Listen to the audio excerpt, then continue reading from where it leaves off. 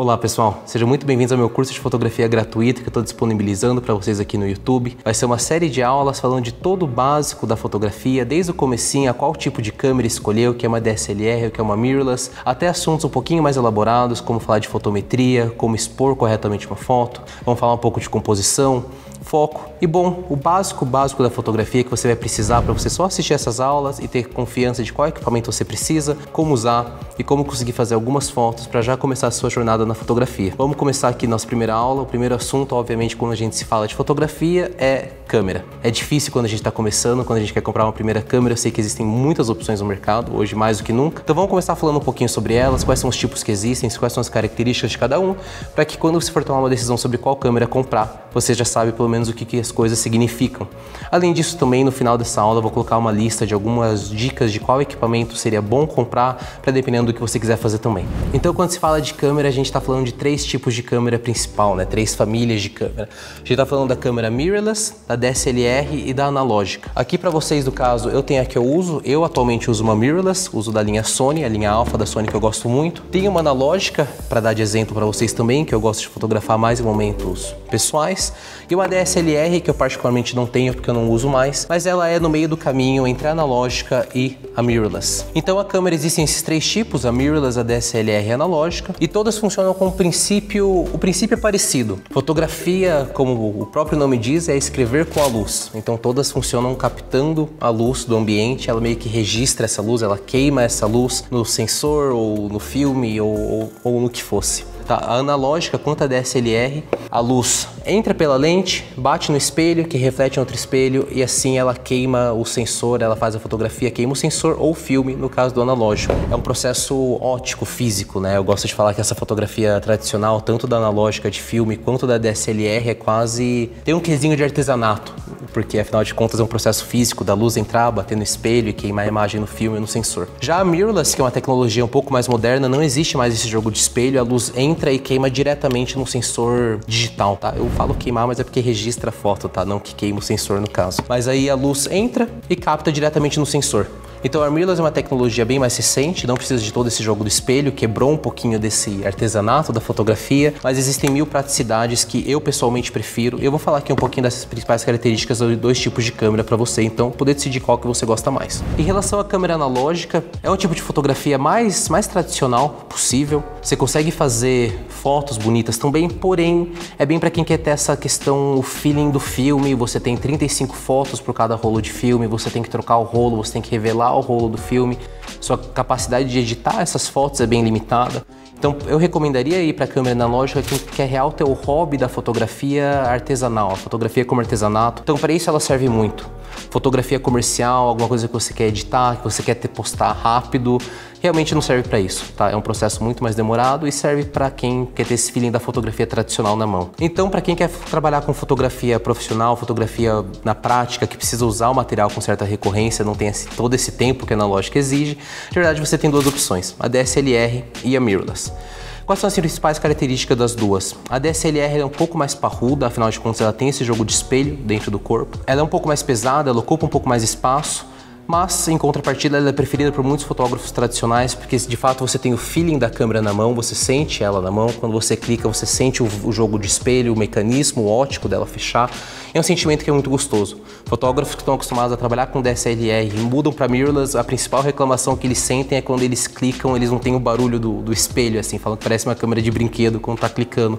Então a DSLR ela é mais parruda, ela tem muito mais lentes disponíveis, porque afinal de contas é uma tecnologia que existe há muito mais tempo do que a mirrorless, então você tem muito mais opções de lente com uma DSLR, e as lentes também são mais baratas. Em compensação, por ela ser ótica, por ela ter esse processo físico real, o sistema de foco dela não performa tão bem quanto as mirrorless, mas se você que trabalha puramente com vídeo, também é uma opção que você faz o seu foco com calma e grandes fotógrafos usam DSLR até hoje. Se você também, além da fotografia, quer também brincar com vídeo, aí eu recomendo que você migre diretamente para mirrorless, que elas são infinitamente superiores como câmera híbrida também. O processo dela para ser 100% digital ela consegue ser muito menor, muito mais portátil do que uma DSLR, afinal de contas não tem esse jogo de espelho dentro, ela consegue ser só a câmerazinha. Algumas linhas de entrada da Sony, como a A5000, A6000, o corpo delas é menor do que um iPhone, e eu particularmente gosto muito dessa portabilidade. O que algumas pessoas sentem falta da câmera que enche a mão inteira, eu no caso já gosto de ter uma câmera mais portátil, que bom, ocupa menos espaço, é menos pesado. Além disso, a mirrorless, por ser 100% digital, o sistema de foco dela também é muito mais rápido. Então quando você quer fotografar alguma coisa em alta velocidade, seja automóveis, seja esporte, seja animais ou o que for, é muito mais provável que o foco automático da mirrorless vá te entregar um resultado melhor do que a da DSLR, porque afinal de contas o processo é todo digital. Em contrapartida também, como é uma tecnologia um pouco mais nova, tem menos lentes disponíveis e as lentes costumam ser mais caras do que, bom, da DSLR, tá? Só por ser outra tecnologia, por ser algo mais novo. Então assim, você vai ter menos opções de lente. Hoje isso já tá mudando, você já tem opções de sobra de lente para mirrorless também. Elas podem chegar a custar quase o dobro da lente de uma DSLR. Tá? Isso não é uma regra, isso é algo que vai mudar com o tempo, porque afinal de contas como a tecnologia mirrorless é mais nova, é só uma questão de tempo até ter o mesmo range de lentes da DSLR, mas também tem essa questão do custo um pouquinho mais alto. Então, em contrapartida, a gente tem a DSLR que tem mais lentes, é mais acessível, porém não performa tão bem em relação de foco, ela é mais parruda, mais pesada, ocupa mais espaço. E do outro lado a gente tem a mirrorless, que tem uma performance de foco melhor, é mais portátil, mas em compensação as lentes costumam ter menos opções e são um pouco mais caras. Em relação à qualidade de imagem, aí não faz diferença, tá? Muitas das câmeras têm o mesmo sensor, como por exemplo a própria Nikon, você pegar a Z7 ou a D850, o sensor é o mesmo, a imagem é a mesma. O que vai mudar é isso, se você quer uma câmera um pouquinho mais portátil, que também consegue fazer um bom trabalho em vídeo e ter uma performance melhor de foco, ou se você quer ter uma câmera um pouco mais parruda para ter uma fotografia mais tradicional, uma câmera que é muito mais resistente. Então, considerando essas duas categorias de câmera, a minha opção pessoal é fotografar com mirrorless. Outra vantagem que eu gosto muito da mirrorless, isso é muito uma questão pessoal, tenho vários fotógrafos que gostam de ver na DSLR, quando você está enquadrando a sua foto, você vê o mundo como ele é, né? Você não vê sua foto como está pronta, você vê de fato o que você está vendo na sua frente. Tem gente que gosta disso. Já na mirrorless, quando você está fotografando no olho, você vê já, é uma tela, você vê como a foto já está saindo pronta já. Isso, por um lado, tem gente, os mais conservadores, mais tradicionais da fotografia, falam que isso te deixa preguiçoso em relação ao fotômetro. Mas se você ainda tiver o zelo de prestar atenção na sua fotometria, como assuntos que a gente vai falar nas próximas aulas, eu gosto da conveniência de ter a imagem pronta no meu olho. Então, pela portabilidade e por essa praticidade de poder já ter a câmera pronta, pela performance de foco, eu gosto de fotografar a vida animal, objetos em movimento, eu prefiro a mirrorless, porque afinal de contas, bom, eu prefiro a mirrorless. Então em relação à câmera é isso, tá? Tem alguns outros detalhes que a gente poderia ficar falando sobre, mas o que importa é isso, tá? A qualidade da imagem das duas é a mesma, o que vai fazer diferença é portabilidade, foco, preço médio de lente. E você pode escolher a que você gostar melhor, não necessariamente uma melhor ou pior do que a outra, depende muito do seu estilo. Existem fotógrafos incríveis fotografando com as duas. E bom, como já falamos de câmera, o segundo assunto que a gente tem que falar sobre, a gente vai falar um pouquinho sobre lentes também. Porque afinal de contas não adianta ter a câmera, eu acho que até escolher a câmera é um processo mais simples do que depois escolher lente para quem está começando. Porque afinal de contas as possibilidades, as opções de lentes são literalmente infinitas, quanto de marca, quanto de milimetragem, distância focal. E para quem está começando, a gente não sabe exatamente para que serve cada uma. Então vamos por partes, que eu vou tirar um pouco do mito das lentes, para que servem, para que você escolha não a lente que te falaram que você tem que ter, mas de fato uma lente que vai cumprir e que vai entregar o resultado que você precisa. Quando a gente está falando de lente, a primeira coisa que você precisa entender é que existem dois tipos de lente. Existe a lente fixa, com a distância focal fixa, que não muda, então, por exemplo, pode ser uma 35mm, uma 50, uma 85, e é isso que ela não vai mudar.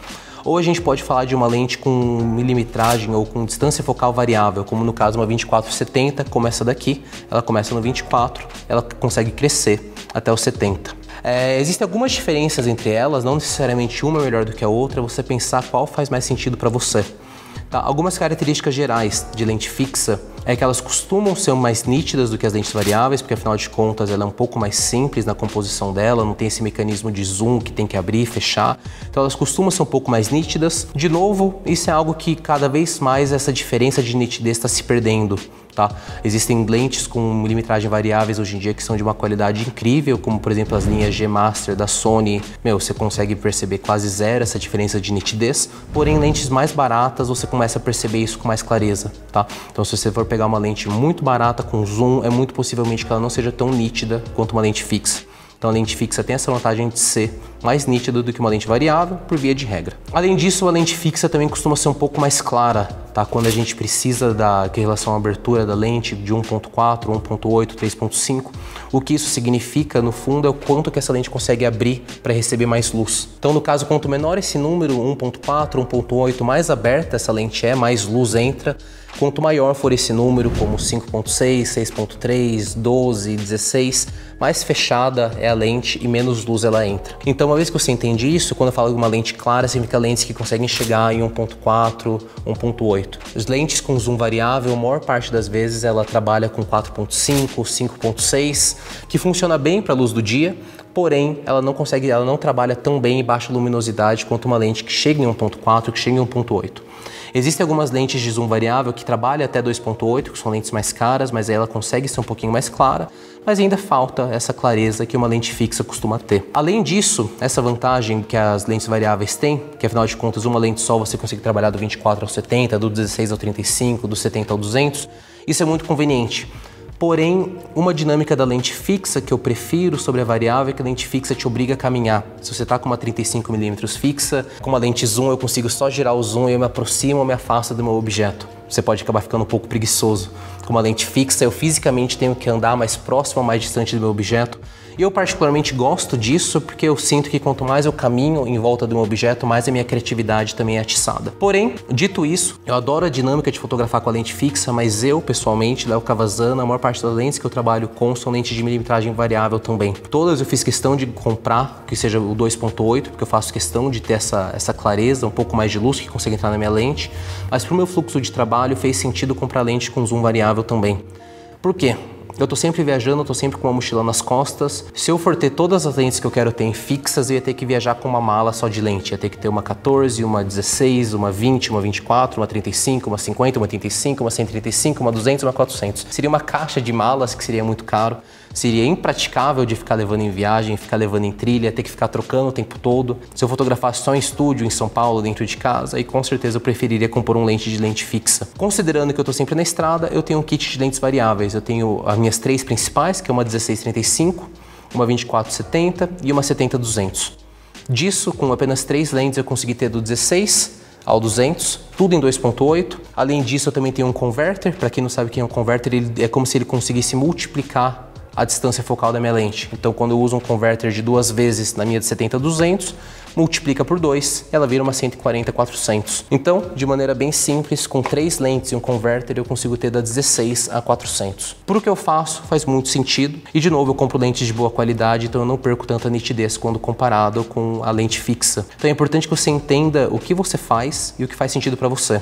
Então, agora que acabamos de falar um pouco sobre os tipos de lente que existem, eu vou falar um pouco sobre as distâncias focais, sobre a milimetragem, esse númerozinho que a gente tanto fala. Eu sei que quando eu estava começando isso era um pouco misterioso para mim, tá? Eu sabia que eu queria começar a fotografar, mas eu não sabia que precisava de uma 30, uma 35, uma 50, não sabia o que esses números significavam. Então o que esse número significa, de maneira bem simples, é a sua proximidade do seu objeto, quão aberto ou fechado você vai conseguir fotografar o que está na sua frente.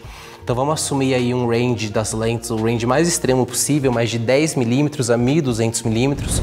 Qual que é a diferença entre uma e outra? É isso, tá? É o quão aberto ou quão fechado, quão próximo você vai trazer o seu objeto até a sua câmera. Então sabe quando você está fazendo com grande angular de celular ou com GoPro e tudo fica muito aberto e até fica meio arredondado nas arestas? Isso é porque é uma lente que, de novo, engloba quase tudo em um quadro só. Tudo que está nela parece que está mais distante, você consegue ver bastante, você pega a cena por completo.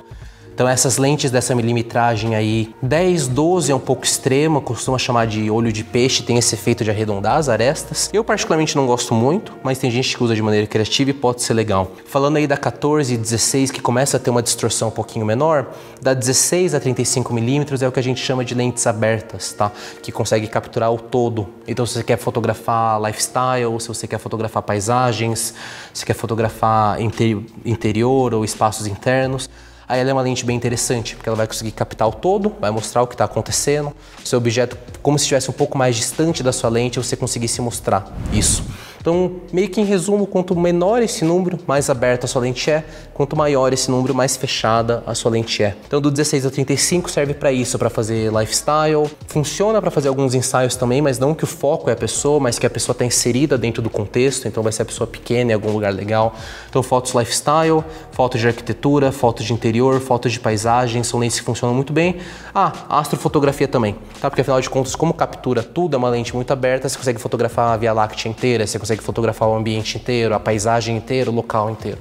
Então pensa nisso, você quer mostrar o todo, você vai trabalhar aí desse range da 14, da 16 até o 35mm. Da 35 a 85mm é meio que o range ideal para quem quer fotografar pessoas, para quem quer fazer ensaios. Do 35 a 85mm é meio que a distância, é o range de distância focal que tem menos distorção, quando comparado a lentes mais extremas como uma 14 ou uma 200mm.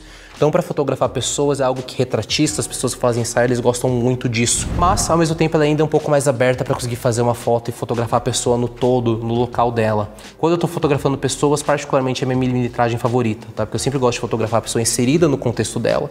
Então, a 35mm funciona muito bem para quem quer fazer ensaio, viagem, mas ainda focado em moda.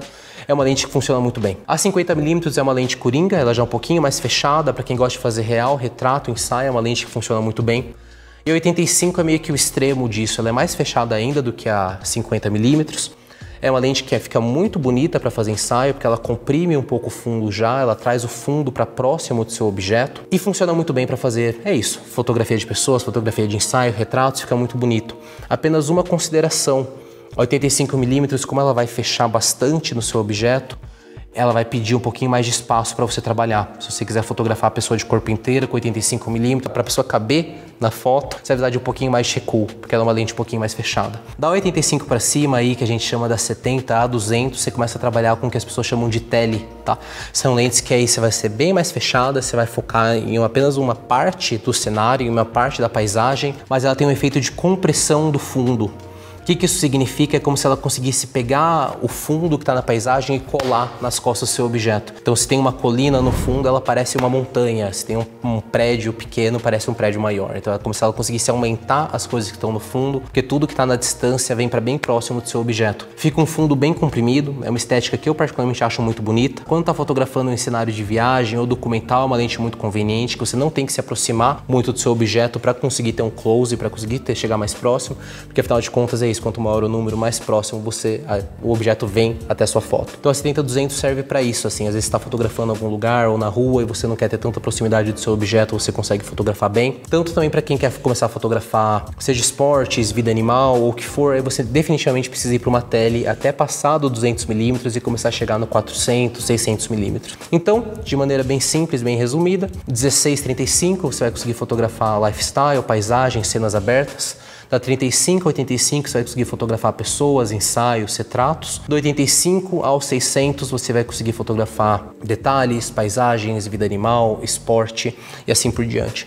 Então, se você está em dúvida sobre qual lente você precisa escolher, só pensa no que está na sua frente, tá? O que importa aqui? Eu quero mostrar tudo, então se eu preciso mostrar tudo, eu quero uma lente que seja bem aberta, da 16 a 35. Não, o que me importa é só a pessoa, eu posso fechar da 35 a 85. Ah não, eu quero pegar só uma pequena parte de tudo isso aqui. Aí você pode passar do 85 até 200, 400, 600. Então um exemplo para ficar bem evidente essa diferença tá aqui essas duas fotos que eu fotografei no Fitzroy, na Argentina. Uma foto eu fiz de 35mm, a outra eu fiz de 200mm. É a mesma paisagem, a mesma foto tirada do mesmo lugar, só que com duas lentes diferentes. A diferença é clara. Com a 200mm parece que a montanha está muito mais próxima de nós, ela está muito maior, está muito mais comprimida na cidade, enquanto com a 35mm parece ver a paisagem como um todo, mas a montanha está menor, ela está um pouco mais distante da gente. É esse que você tem que basear o seu feeling na hora que você for escolher qual lente vale para você. Então é isso, pessoal. Espero que vocês tenham gostado dessa primeira aula, que eu falei um pouquinho de câmera, de lente. Espero ter tirado um pouco do mistério sobre esses dois assuntos para vocês. E só um lembrete que tem dois links na descrição desse vídeo. O primeiro link é para você receber o material de apoio dessa aula, onde vai estar listado tudo isso que eu falei para vocês. Então é só você clicar lá para receber esse material. E o segundo link é para você fazer parte da nossa comunidade no Telegram, onde eu passo dicas e aulas como essa com certa recorrência para vocês lá também. Então só um lembrete amigável que se você quiser receber esse material e fazer parte da comunidade, é só clicar nos links aqui na descrição. Bom, espero que vocês tenham gostado. Eu vejo vocês na próxima aula.